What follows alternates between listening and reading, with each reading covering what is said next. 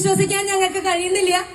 വിശ്വസിക്കാം, സ്വപ്നമല്ല, സത്യമാണ്. ശിവരാത്രി മഹോത്സവം നമ്മുടെ ചാവക്കാടിന്റെ മണ്ണിൽ ശ്രീ മണത്തല ശ്രീ വിശ്വനാഥ ക്ഷേത്രത്തിന്റെ തിരുനടയിൽ നമ്മളിവിടെ നന്ദഗോവിന്ദം ഭജൻസിന്റെ ഒരു പ്രോഗ്രാമിനായി കാത്തിരിക്കുക. പാലാഴി കളഞ്ഞെടുത്തപ്പോ അമൃത് ലഭിച്ചു. അമൃതകുംഭം മാത്രമല്ല അതിന്റെ കൂടെ ലഭിച്ചത്, വേറെ എന്താണ്? അതെ, കാളകൂട വിഷം. ആ കാളകൂട വിഷം ഭൂമിയിൽ പതിച്ചാൽ എന്ത് സംഭവിക്കും? ഈ സർവചരാചരങ്ങളെല്ലാം മണ്ണിനോട് മണ്ണായി പോവും. അങ്ങനെ ഒരവസ്ഥ വരാതിരിക്കാൻ നമ്മുടെ മഹാദേവൻ ആ കാളകൂട വിഷം സ്വന്തം കണ്ടത്തിൽ സ്വീകരിച്ചു.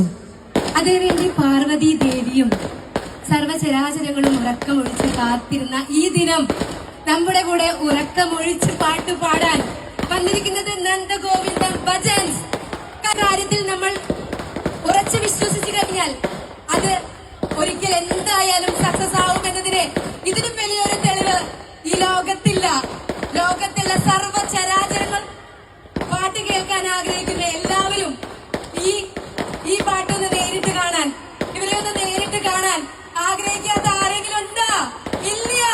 ഒരു നല്ല ഗുരുശക്തിയുടെയും പ്രത്യേകം താങ്ക് യു വെരി മച്ച്.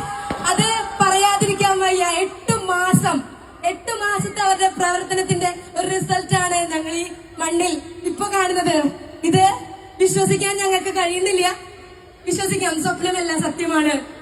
അപ്പോ അതെ, doctor Rani Menon Maxi Vision eye hospital, കാത്തുകൊള്ളാം കണ്ണിലെ കൃഷ്ണമണി പോലെ.